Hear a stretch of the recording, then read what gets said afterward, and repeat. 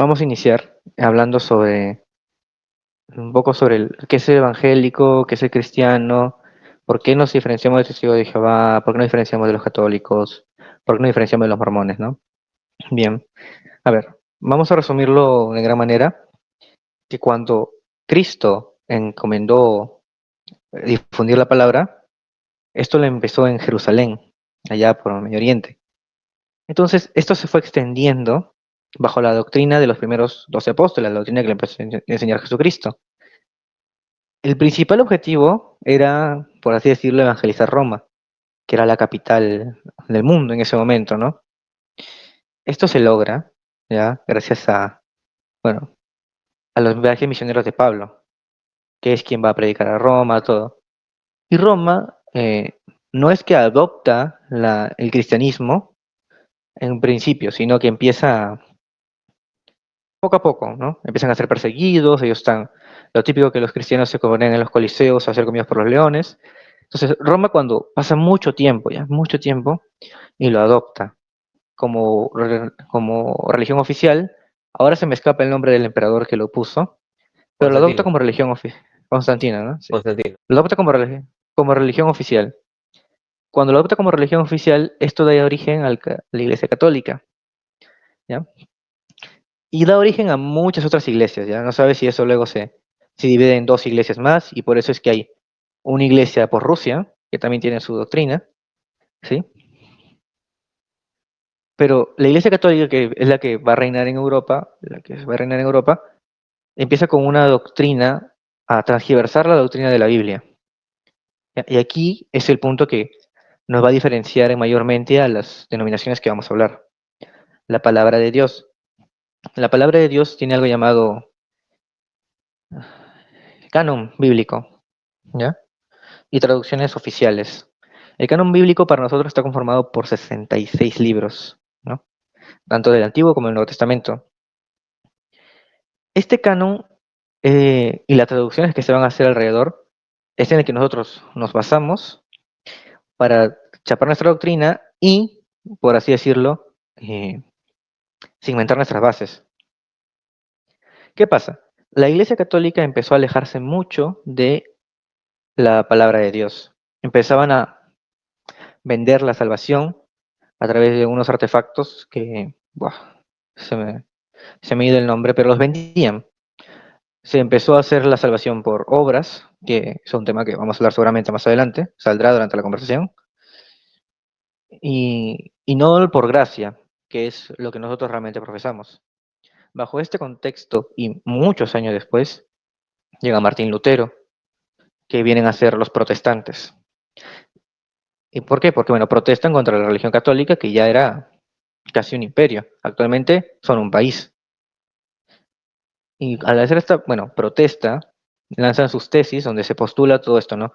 Que la salvación es por gracia, que no se puede comprar, que no se puede ganar, como idea principal. Y esa rama es la que llega muchos años después a América, al resto de Europa, y es bajo lo que se funda eh, los cristianos evangélicos, ¿no? Que su nombre es por los libros evangélicos, que son los cuatro primeros libros del Nuevo Testamento.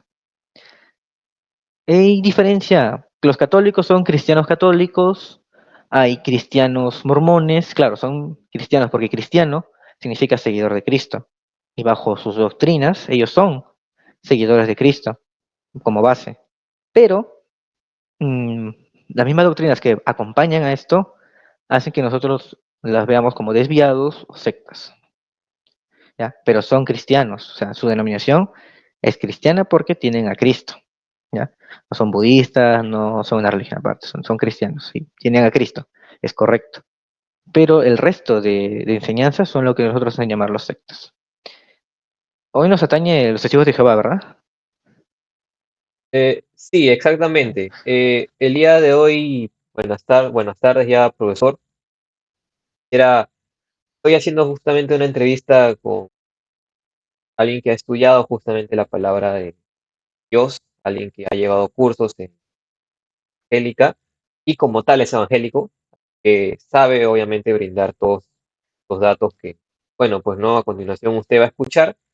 Le voy a hacer unas 10 preguntas, ¿no? 10 preguntas, más que nada que me diga, pues, no, qué opina al respecto sobre cada doctrina que ellos enseñan y sobre todo, qué es lo que la Biblia enseña con respecto a estas doctrinas, si es que están bien, si es que están mal, todo eso nos lo va a aclarar yo, Gabriel, que gracias por cierto por acompañarnos el día de hoy. Y bueno, Ya, un placer. bueno, quisiera preguntarte primero por la doctrina de la Trinidad, esta doctrina controversial que justamente manejan los testigos y que justamente hacen referencia a un Dios no encarnado, o sea, a un Dios que no es Jesús, que no vino a este mundo y que supuestamente creen, según el libro, bueno, Charles Taze Russell, que fue uno de los fundadores de esta secta, menciona él en su libro que Dios, o bueno, Jesús en realidad fue el arcángel Miguel. Algo que la verdad yo no entendí en lo absoluto, pero quisiera que por favor expliques eh, por qué los evangélicos creen en esto, cuál es su razón y por qué difieren tanto de nosotros los evangélicos. Ya. Esto nos va a llevar a un punto más, que es la salvación, ¿sí? Pero vamos a intentar resumirlo. ¿Por qué? A ver, ¿quién es el arcángel Miguel, no? Ya que es lo que dice el, no sé si dijo, el arcángel Miguel es mencionado en la Biblia en el libro de Judas, ¿no? Se dice que el arcángel Miguel peleó con Satanás por el cuerpo de Moisés. Es la mención que se hace. Luego, otra aparición del arcángel Miguel, si más no me equivoco, es en Daniel, que es que le estaba llevando un mensaje a Daniel, ¿no? ¿Y por qué digo que va a tener con el tema de la salvación?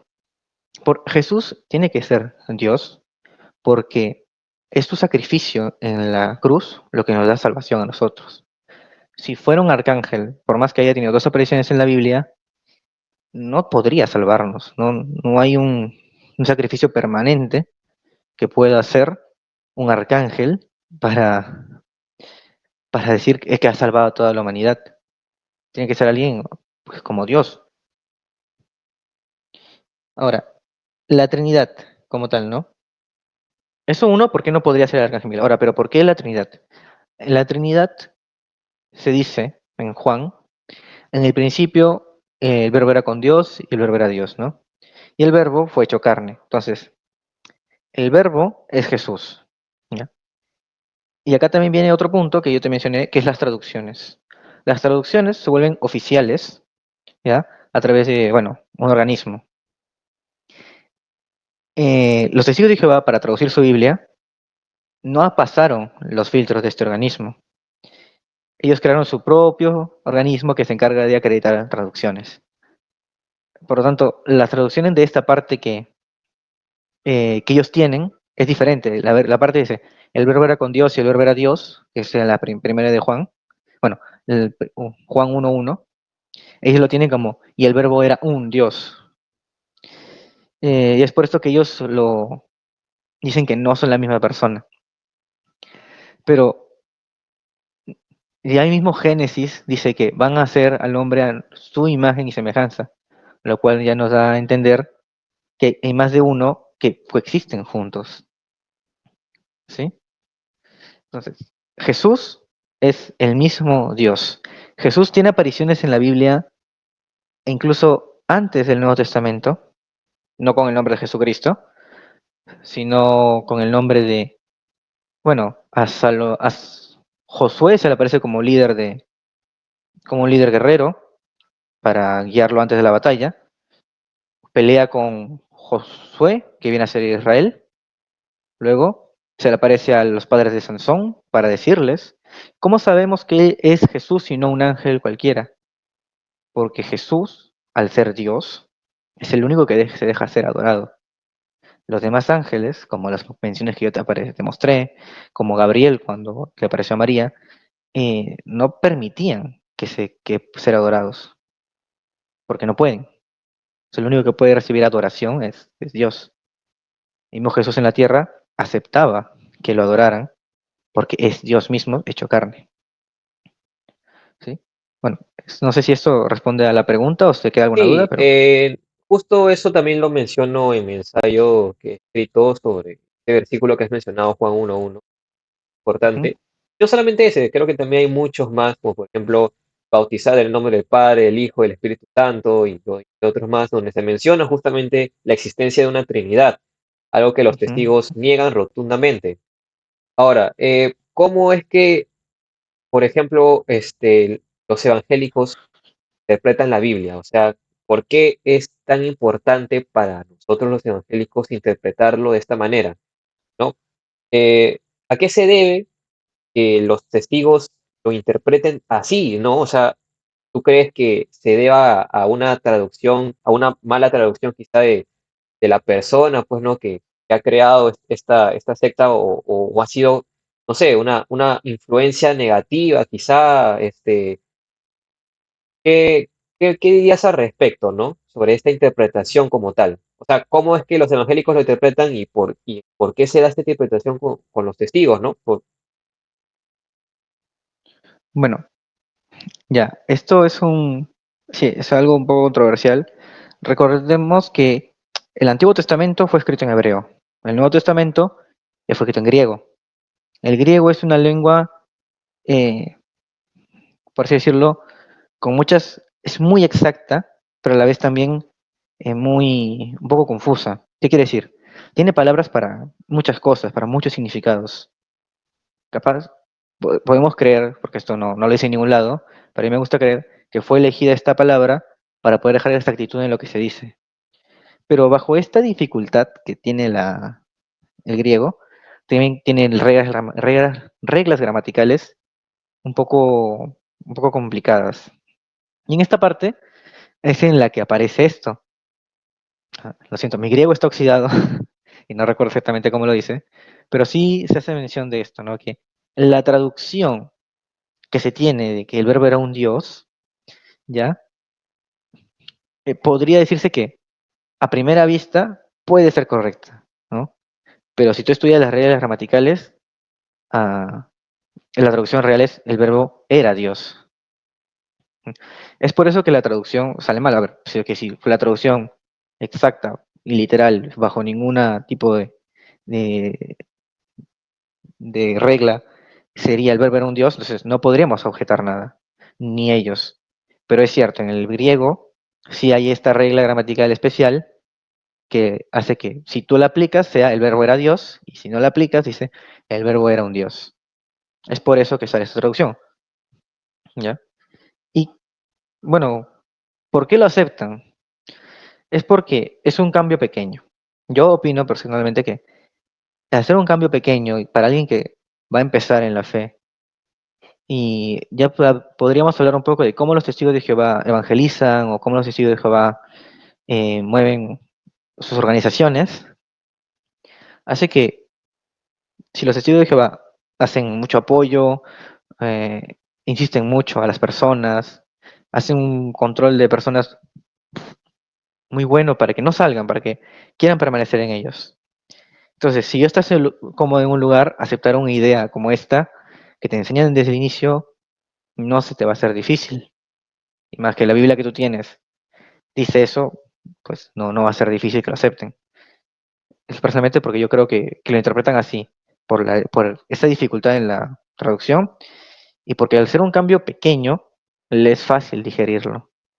¿Mm? Bueno, creo que ya quedó claro el tema de la Trinidad, y estamos de acuerdo que hay una, digamos, una mala traducción ahí, eh, que tienen los testigos. Lamentablemente eso ha hecho a que interpreten mal justo el tema de la Trinidad, ¿no? La existencia de la Trinidad.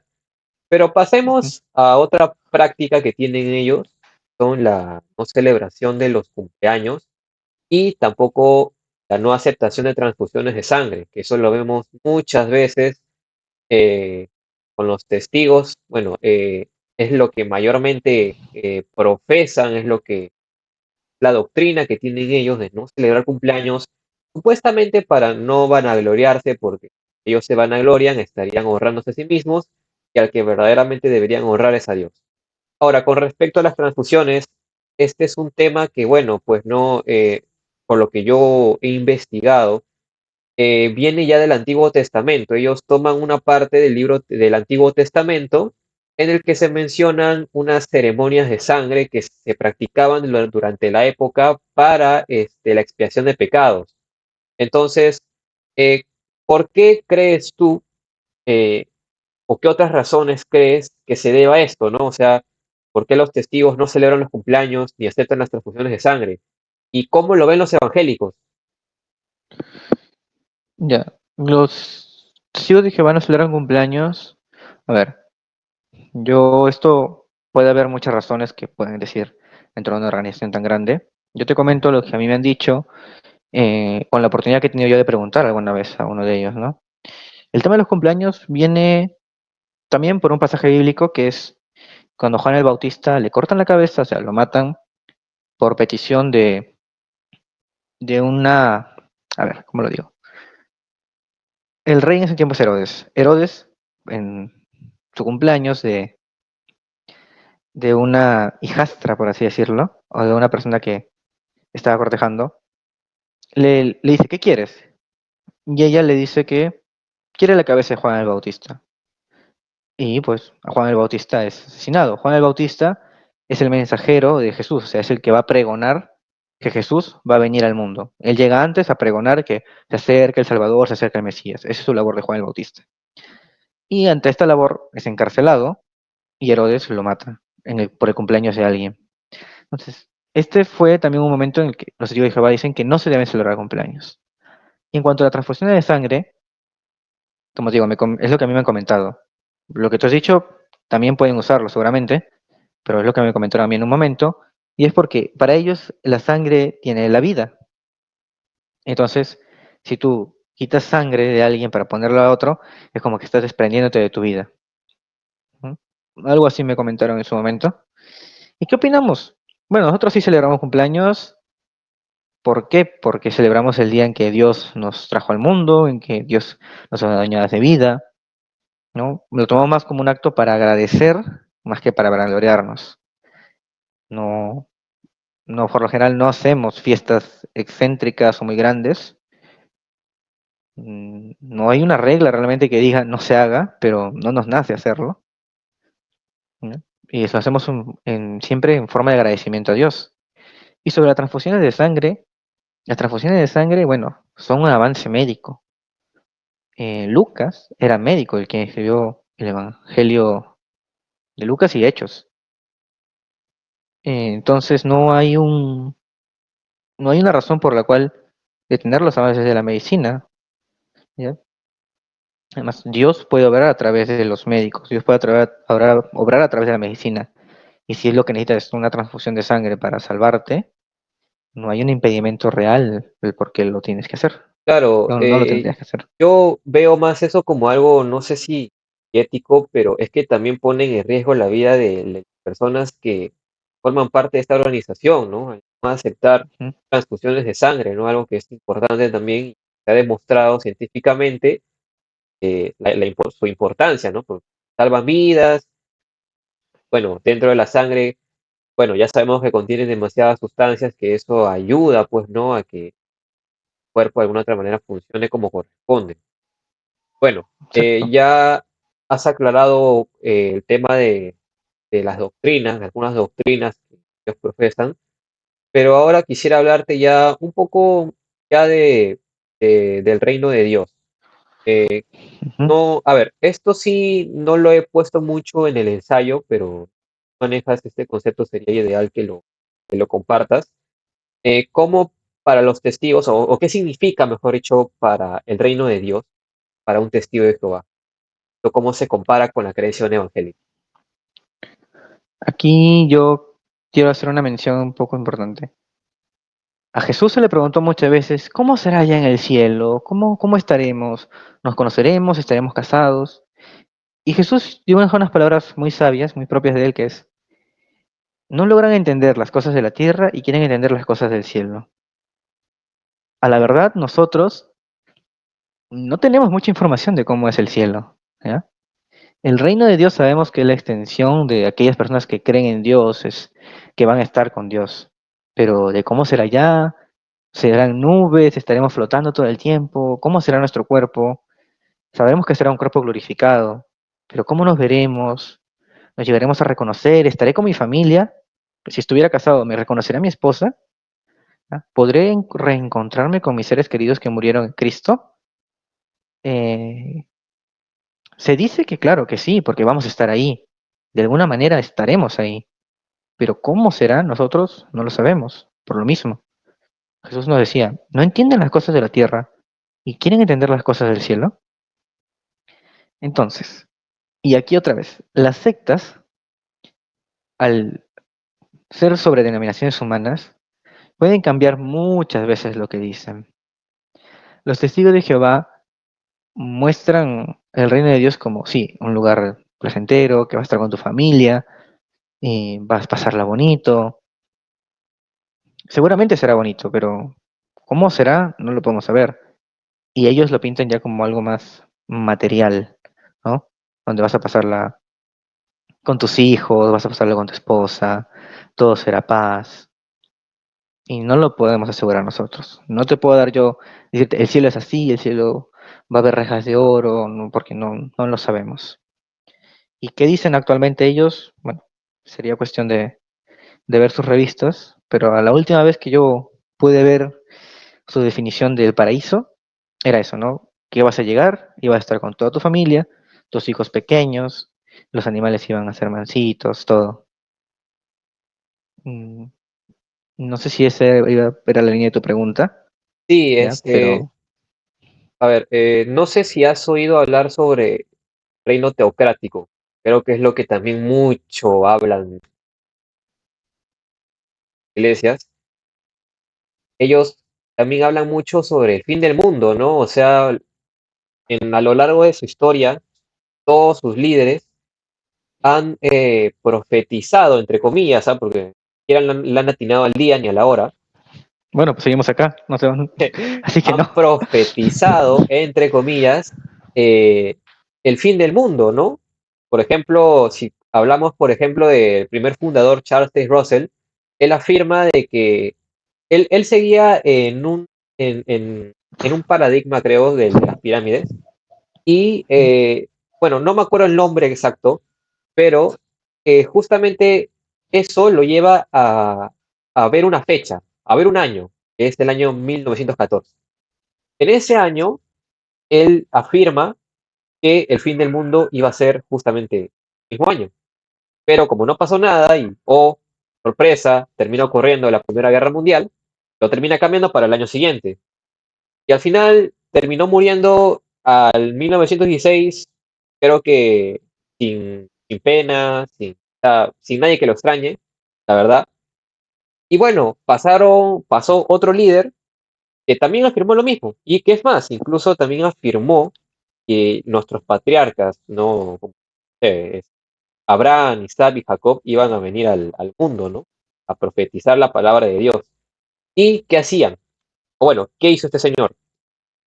Para convocar a más gente y llenar más su masa, pues no su, bueno, el dinero, porque este grupo recordemos que era, comenzó así, pues no, o sea, llenaban sus arcas de dinero, dinero a base de profecías, a base de engaños. Y bueno, pasó de que este señor, con ayuda de las personas, pues no, que estaban dentro de esta organización, construyeron una mansión, ya en California, en San Diego, me parece. Y bueno, esta mansión, él afirmaba de que él se iba a reunir con ellos, con estos patriarcas, para acogerlos, pues, ¿no? En esa casa. Cosa que no pasó y pues el tipo se terminó quedando con la casa y ya pues terminó quedando con todo. Y bueno, siguieron pasando así generación tras generación y vemos la importancia de los líderes, ¿no? De esta organización, ¿no? Porque vemos que los testigos de Jehová veneran mucho a sus líderes. eh, Creen bastante en lo que ellos afirman, siguen mucho a la palabra de sus líderes, ¿no? Lo toman casi como al pie de la letra. Entonces, ya justamente para preguntarte, ¿no? ¿Quiénes para ti son los líderes de los testigos de Jehová? O sea, ¿cómo son? ¿Por qué tanto los veneran? ¿cómo es que se comparan con los líderes de las iglesias evangélicas? Va. Ok, ese es un punto importante porque aquí vemos un tema sobre las sectas y es que en las sectas nosotros notamos que los líderes tienen mucha relevancia, como lo mencionas. ¿Por qué? Porque el líder viene a tomar el puesto de Jesús, ¿no? Les da a las personas la idea de que él es el representante de la verdad, ¿no? Para nosotros es diferente. Para nosotros, Jesucristo es la verdad. Él mismo lo dice. Yo soy el camino, la verdad y la vida. Nuestro modelo a seguir es Jesús. ¿Y dónde vemos lo que quiere Jesús? En la Biblia. Si en los cristianos, si el líder dice algo que está en contra de la Biblia, bueno, los cristianos evangélicos, ¿no? En los cristianos evangélicos, si los dice algo que está en contra de la Biblia, automáticamente nosotros no debemos hacerle caso, ¿sí? Es muy diferente a lo que pasa en las sectas, donde el líder tiene más relevancia que la palabra de Dios, ¿no? En- es cierto, en los testigos de Jehová veneran mucho a sus líderes, ¿no? Mm, No es respetar, ya es venerar, ¿ya? Respeto yo le puedo tener al pastor de mi iglesia, porque es un siervo de Dios, porque ha hecho labor, porque es entregado a la obra, mas nunca lo que él diga puede sobrepasar a la palabra de Dios, a lo que realmente Jesucristo quiere. Y aun cuando él se equivoque, nosotros mismos podemos decirle, aquí dice tal cosa, en la Biblia dice así y así, y esto estás haciendo mal. Y a él no le va a quedar más remedio que obedecer, porque por encima de todos nosotros está Jesús. Y Jesús lo que quiere está en su Biblia. Por eso es muy importante el canon que tenemos, ¿no? En las sectas, el canon, bueno, canon va aumentando en base a cuántos libros quieren sacar o lo que vaya siendo el líder. Ya. Y sobre, bueno, el trabajo de los líderes que forman cada uno, a ver, debería ser similar, ¿ya? Porque el trabajo de los líderes, de cierta manera, es que los miembros quieran estar en la iglesia, ¿no? Quieran volver, quieran servir, quieran pasar ese tiempo.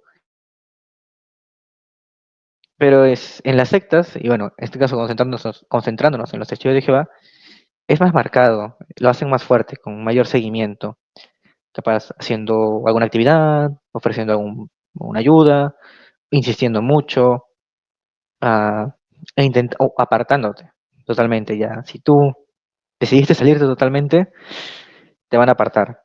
Si tenías familiares, te van a apartar de ellos. ¿Por qué? Porque ya están convencidos que están en una verdad y tú al no pertenecer en eso, les van a decir que tienen que alejarse de ti. Ese es más que todo el rol que cumplen los líderes y cómo vemos nosotros a los líderes en la iglesia cristiana. Bueno, es importante también aclarar eso, ¿no? La diferencia entre cómo los líderes, cómo vemos a los líderes evangélicos y cómo vemos a los líderes testigos, ¿no? O sea, cómo lo ven cada uno dentro de su organización. Es importante aclarar ello. Bueno, ahora quisiera tratar el tema sobre las diferencias doctrinales.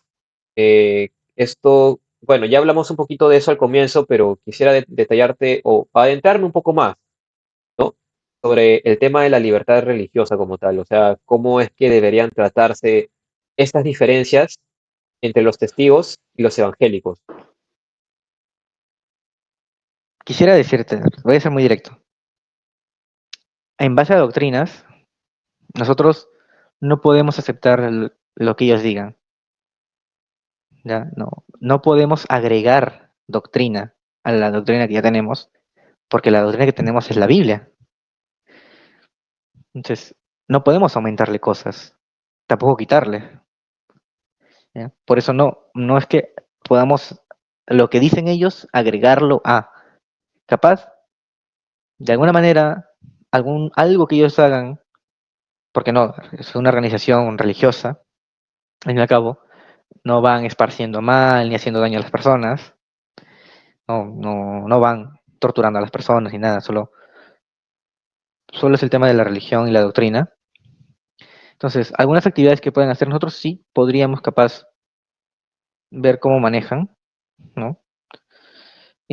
Pero en tema así de doctrina y cosas fuertes de la palabra, no lo podemos aceptar. Aquí quiero hacer una aclaración.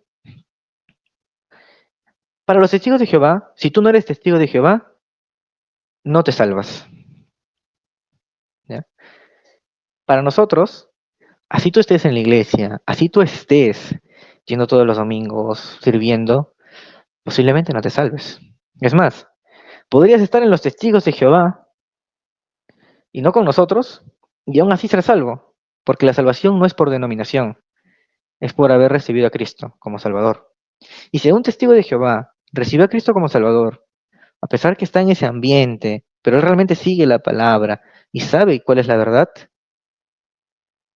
pues será salvo, porque la salvación no es por mérito, ni por dónde estás, ni por el nombre que llevas, ni por la carrera, ni por la playera que usas, es por haber seguido a Cristo. Entonces nuestra denominación no es una organización tan grande como la de ellos, que intenta abarcar todo, sino más bien es profesamos que tienes que conectarte con Jesús. Tú tienes que buscar esa comunión. Y si no la tienes, no vas a poder ser salvo, por más que estés inscrito en una iglesia. Bueno, Gabriel, ya para terminar esta pequeña entrevista, quisiera preguntarte sobre si existe una posibilidad de que quizá los evangélicos y los testigos de Jehová puedan aprender unos de otros y trabajar juntos en áreas de interés común. ¿Existe esa posibilidad o lo ves complicado? Como te mencioné, sí, o sea, a ver, acá en nuestro país, a un momento hubo una marcha de, a ver, con mis hijos no te metas, creo. Ahí existieron muchas iglesias y nadie quita que haya habido por ahí algún testigo de Jehová, ¿sí? Como te decía, el tema es la doctrina, ¿sí? La doctrina y cómo tú la enfocas. Los testigos de Jehová tienen eso, que no se enfocan en Cristo, se enfocan en las obras, en su líder, ¿ya? En estar en ese ambiente. Se enfocan en eso y es lo que ellos quieren, que te enfoques en eso, no que busques de Jesús. Es por eso que es peligroso. Pueden hacer muchas obras, pueden hacer mucha beneficencia, pueden ayudar a gente. Y a nosotros, como no somos una organización así de grande, ¿ah? No lo puede hacer toda iglesia que veamos. Una iglesia pequeña no está en esas posibilidades. Una iglesia más grande seguramente lo hará. Pero al ser los testigos de Jehová una organización tan grande, pueden hacerlo incluso en sus cédulas más alejadas. Nosotros, de alguna manera, también tendríamos que hacer eso.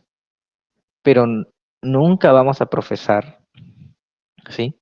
Que por hacer esas cosas tú te vas a salvar.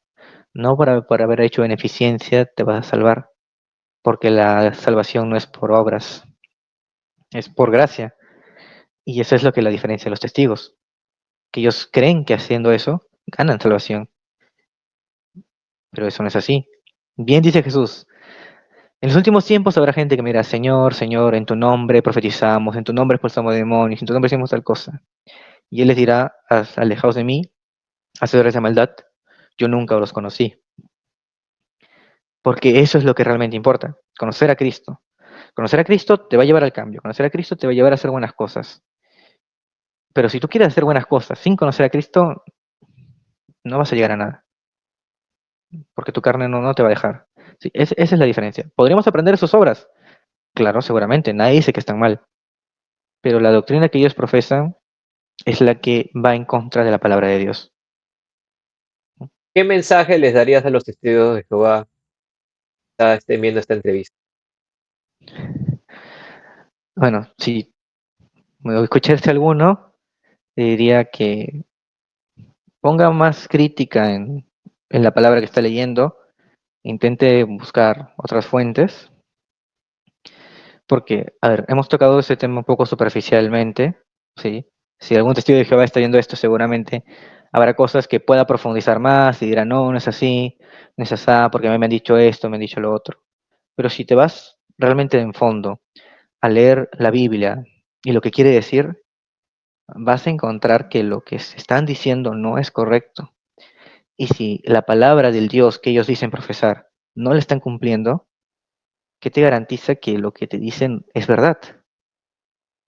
Agarra tu Biblia, apégate a ella, busca de Dios, no busques de los hombres, busca a Cristo, ¿sí? Porque solamente Él te puede salvar. Tus obras en la tierra no te van a salvar, es haberte acercado a Dios y a Jesús, ¿sí? Ese es mi mensaje para ellos. Bueno, Gabriel, muchísimas gracias por tu tiempo, muchísimas gracias por aceptar esta entrevista conmigo. Y bueno, será para otra ocasión. Gracias. Nos vemos. Eso Cuídense. está, sí. Gracias, hasta luego.